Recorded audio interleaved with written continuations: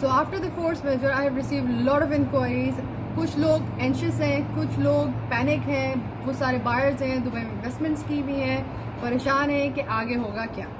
So let's start with one question at a time and let's begin with first question of the day today.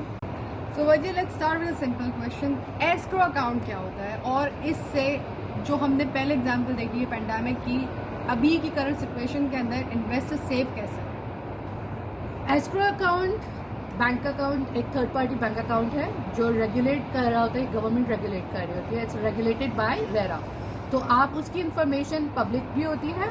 आप जाते हैं rest application के ऊपर, उस project की details को देखते हैं और वहाँ पे आपको उसका स्टेटस नजर आएगा कि डेवलपर ने कितना अभी तक प्रोजेक्ट को डेवलप कर दिया है, कंस्ट्रक्शन कितनी कर दी, कंप्लीट हो चुकी है. जितनी कंस्ट्रक्शन कंप्लीट हो चुकी होती है उसकी एक रिपोर्ट जनरेट होती है गवर्नमेंट की तरफ से.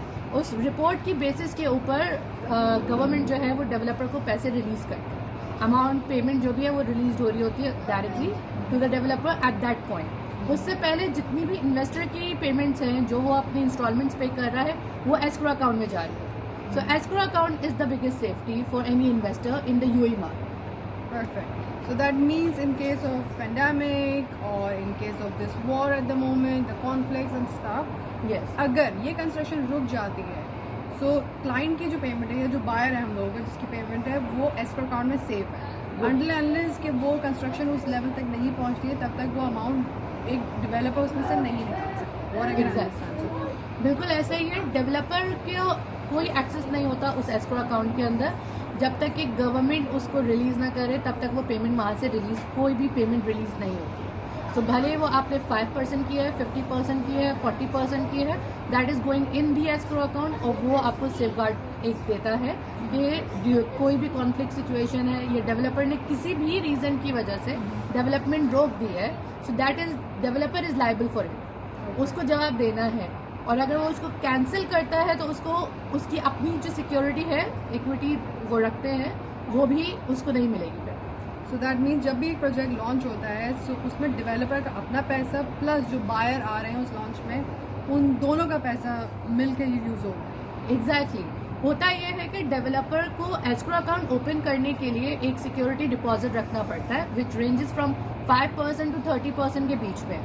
वो आप अपनी पेमेंट भी उधर रख रहे होते हो. तो इन केस कि अगर आपकी लाइबिलिटी आप पूरी नहीं कर पा रहे हो एज अ डेवलपर, तो वो प्रोजेक्ट कैंसिल अगर होता है या एस्क्रो अकाउंट लॉक होता है तो सबसे पहले आप एज अ डेवलपर को पेनल्टी पे पड़ती है. उसका सिक्योरिटी डिपॉजिट भी जाता है और जो भी पेनल्टी है वो उधर से ही पे ऑफ हो रही होती है to the buyer as well.